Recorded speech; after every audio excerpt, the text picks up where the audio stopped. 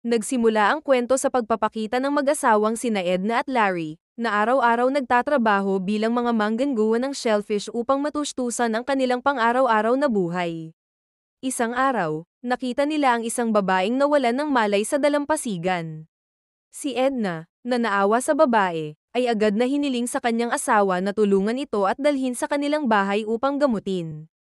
Pagdating sa bahay, nagkamalay ang babae at inamin na ang kanyang pangalan ay Emmy, at siya ay mula sa karatig na nayon. Dahil sa awa ni Edna sa kalagayan ni Emmy, naisip niyang kunan ito ng larawan at ipost sa social media upang malaman ng pamilya nito ang kanyang kinaroroonan. Ngunit mahigpit na tinutulan ni Emmy ang ideya ni Edna na ipost ang kanyang larawan. Sa awa, pumayag si Edna na pansamantalang manatili si Emmy sa kanilang bahay. Kinabukasan, nagulat si Edna nang makitang may nakahandang pagkain na ginawa ni Emmy bilang pasasalamat. Habang sila ay nag-aagahan, sinabi ni Larry na babalik siya upang ihatid si Emmy pauwi, ngunit tumanggi si Emmy at sinabi na wala na siyang tahanan. Ipinaliwanag niya na siya ay isang ulila na inampon ng kanyang mga magulang ampon, ngunit kalaunan ay pinalayas at nawalan ng matutuluyan. Naawa si Edna sa kwento ni Emmy, kaya muling inalok nito si Emmy na manatili sa kanilang bahay kahit pa hindi gusto ni Larry ang presensya ni Emmy doon. Ilang araw ang lumipas, dinala ni Edna si Emmy sa isang tindahan ng damit na pag-aari ng kaibigan niyang si Tessa, at ipinakilala si Emmy bilang kanyang pinsan. Si Tessa, na may kakayahang makabasa ng ugali ng tao, ay nagbabala kay Edna na maging maingat kay Emmy.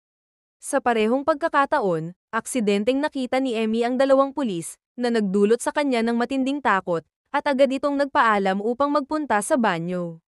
Pagdating nila sa bahay, agad na sinabi ni Edna kay Emmy na subukan ang mga damit na kakabili lamang niya. Sa parehong pagkakataon, aksidenteng nakita ni Larry si Emmy na nagbibihis. Pagkatapos magpalit ng damit, ipinakita agad ni Emmy kay Edna ang kanyang suot, na lubos na hinangaan ni Edna dahil sa kagandahan ni Emmy. Muling nagbalak si Edna na kunan ng larawan si Emmy at ipost ito sa social media. Ngunit nang marinig ni Emmy ang balak ni Edna, siya ay labis na natakot at muling nakiusap na huwag siyang kunan ng litrato. Kinagabihan, aksidenteng narinig ni Emmy ang ungol ni Larry at Edna habang sila ay nagpapalakpakan. Dahil sa pagkamausisa, sumilip si Emmy at inakala niyang kasali rin siya sa kanilang ginagawa. Kinabukasan, nagpaalam si Edna upang kolektahin ang bayad mula sa mga customer nila, at iniwan si Emmy upang mag-alaga kay Larry na may sakit. Samantala, si Larry, na hindi na mapigilan ang kanyang pagnanasa, ay lumapit kay Emmy at inakit siya.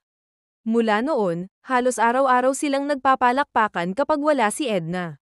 Habang lumilipas ang panahon, napansin ni Edna ang pagbabago sa ugali ng kanyang asawa. Dahil dito, ibinuhos niya ang kanyang saloobin kay Emmy. Sinabi ni Edna na mahal niya ang kanyang asawa at ayaw niyang mawala ito sa kanya. Si Emmy, na nakikinig sa lahat ng kwento ni Edna, ay nanatiling tahimik at walang sinabi. Isang gabi, nagising si Edna at napansing wala ang kanyang asawa sa kanilang kama. Dahil sa pagtataka, hinanap niya ito at laking gulat niya nang makita si Larry na nakipagpalakpakan kay Emmy. Sa galit at pagkadismaya, sinisi ni Edna si Emmy dahil sa pagtataksil nito. Ngunit ipinagtanggol ni Larry si Emmy, sinasabing kasalanan ito ni Edna dahil pinilit niya si Emmy na manatili sa kanilang bahay. Hiniling ni Larry na paalisin si Emmy, ngunit lalo lamang itong nagpagalit kay Edna. Agad niyang pinaalis si Emmy mula sa kanilang bahay. Sa kabila ng nangyari, pinayagan pa rin ni Larry si Emmy na manatili sa kanilang tahanan at ginawa itong kanyang ikalawang asawa. Wala nang magawa si Edna kundi tanggapin ang sitwasyon dahil mahal pa rin niya si Larry. Simula noon, nagpasya silang magpalitan sa pagtulog kasama si Larry tuwing gabi. Ayaw sumuko sa kanyang asawa na inaagaw ni Emmy, patuloy na gumawa ng paraan si Edna upang muling makuha ang atensyon ni Larry. Sa kabila ng lahat, sinabi pa ni Edna kay Emmy na magsaya muna ito kasama si Larry, dahil darating ang araw na muli niyang mababawi ang kanyang asawa. Sa paglipas ng panahon, nagtagumpay si Edna na muling mapasakan niya si Larry. Samantala, si Larry naman ay nagsimula ng magsawa kay Emmy. Hindi na rin siya nag-aatubiling tanggihan ang mga paanyaya ni Emmy na makipagpalakpan. Si Emmy, na napansing hindi na siya pinapansin ni Larry, ay labis na nainggit, lalo na nang malaman niyang nagdadalang tao na si Edna sa kanilang anak ni Larry. Sa matinding selos at kawalan ng atensyon mula kay Larry, nagpa siya si Emmy na lumabas at maglasing buong gabi. Pag-uwi, muling sinubukan ni Emmy na makisali kina Edna at Larry na nagpapalakpakan, ngunit mariing tinanggihan ni Larry ang kanyang hiling at agad siyang pinalayas mula sa bahay.